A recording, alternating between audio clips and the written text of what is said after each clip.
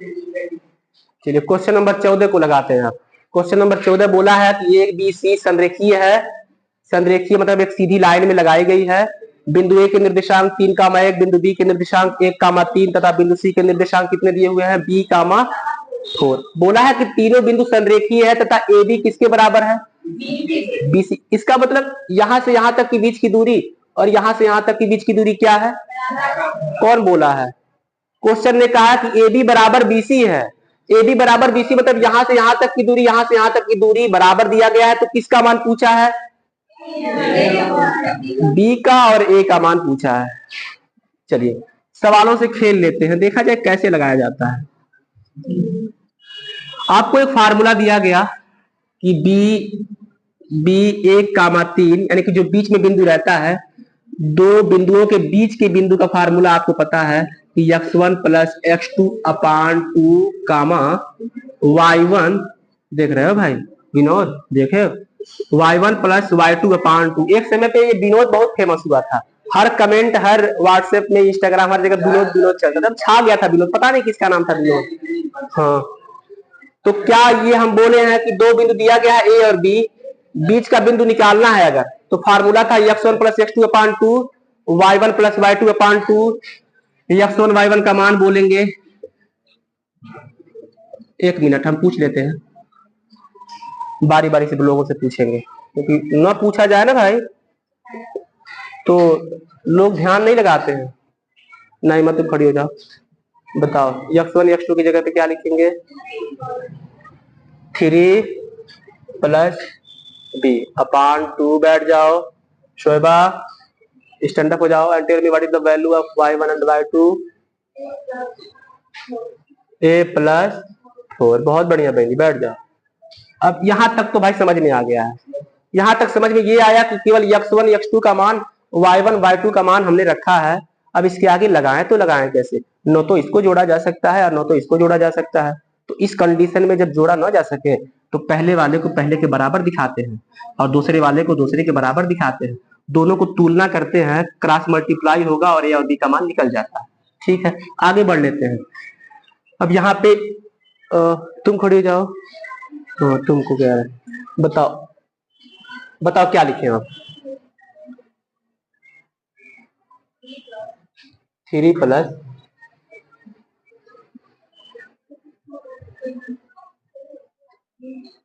तुम डरो नहीं, पहली बात बहुत बेहतर बच्चे, तुम तेज बोलो, 3 प्लस बी, हाँ बोलो तेज बोलो भाई, अपान 2। ठीक है, और फिर बताओ हमको कि 3 के बराबर किसको लिखें,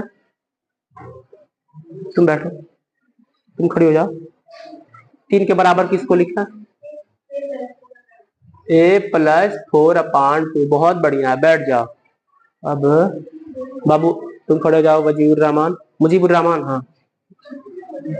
अब क्या करेंगे, यहाँ पे क्रॉस मल्टीप्लाई करेंगे। क्या इसके नीचे एक लगाने में से कोई दिक्कत तो नहीं है, इसके नीचे एक लगाने से कोई दिक्कत तो नहीं है। अब हमें बताइए कि 2 का मल्टीप्लाई किसमें करेंगे, इस वाले इसमें, हाँ 2 का मल्टीप्लाई 1 में करेंगे 2, और यहाँ पे क्या लिखे बस ये बताओ, 3b बटा, बैठ जाओ, मुदनवाल खड़े हो जाओ, क्या इसमें कोई गलती है,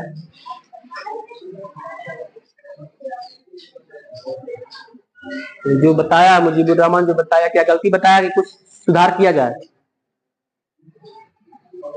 तुम बैठो, तुम फिर से खड़े हो जाओ, क्या इसमें सुधार की गुंजाइश है, क्या सुधार की गुंजाइश है, 3 प्लस बी रहेगा। चलो बैठ जाओ, वो तो हम बता ही देते, अलग अलग बच्चे बताएंगे, उससे बाकी उन लोगों को भी लगेगा कि यार वो बता दे रहा है या बता दे रही है तो हम क्यों नहीं। भाई जब 3 प्लस बी है तो 3 प्लस बी रहेगा, 3 माइनस बी रहता तो 3 माइनस बी रहता। जब 3 को इधर भेजते हैं -3 होता है, और -3 में से ये 2 घटाएंगे तो -1 आता है, तो बी का मान कितना आ गया, -1। गोल्डी बताओ क्या लिखे इधर, हाँ इधर ए प्लस 4, ए का मान बताओ घटा के पूरा, बैठ जाओ। ए और बी का मान पूछा था, ए का मान है 2 और बी का मान है -1। फार्मूला आप लोगों के सामने दिख ही रहा होगा, आपस में एक दूसरे से तुलना किया गया है, क्रॉस मल्टीप्लाई किया गया है, ए बी का मान आ गया है। जब ध्यान लगाएंगे तो ये सवाल केवल चुटकियों में लगाया जाता है, समझ रहे? तो कॉपी पे उतारना तो है नहीं, कॉपी पूरा करते रहिए, एग्जाम के बाद आपका कॉपी चेक किया जाएगा। आगे बढ़ेंगे।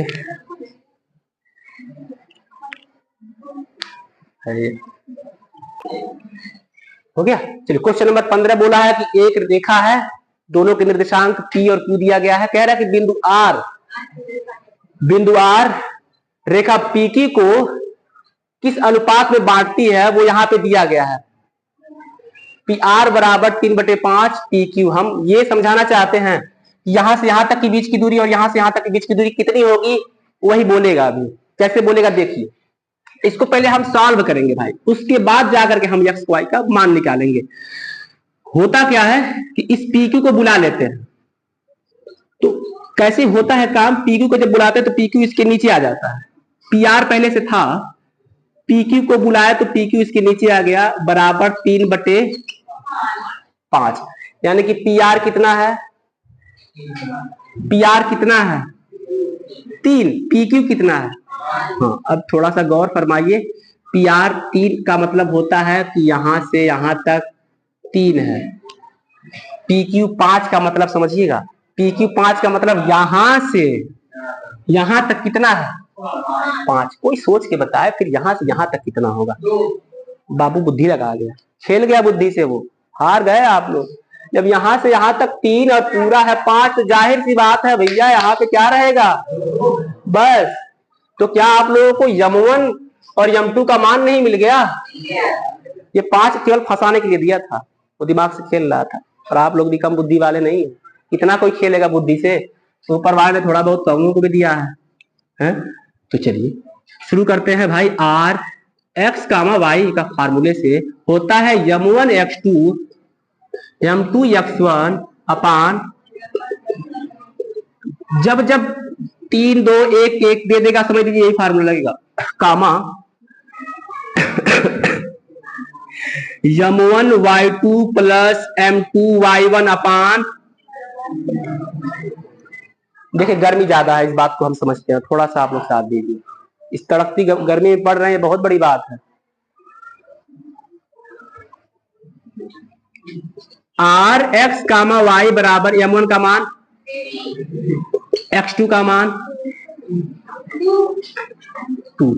भाई कहीं गलती हो जाए तो पहले बता दिया करिए, सवाल लगाने के बाद आंसर के बाद बोलेंगे सर जी वो ये था, ये गलत बात है यार, ये तो हमारे साथ खेल है। M2 का मान, ये सब खेलेंगे तो फिर दिक्कत हो जाएगा। x1 का मान अपान M1 plus M2 3 plus 2, M1 का मान 3, बोर नहीं हुआ जाता है, बोला जाता है। y2 का मान 5 प्लस M2 का मान, y1 का मान अपान M1 plus M2।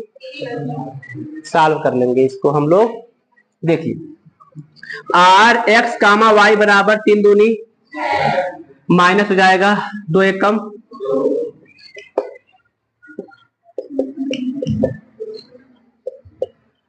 R x, y बराबर 6 में 2 जाएगा,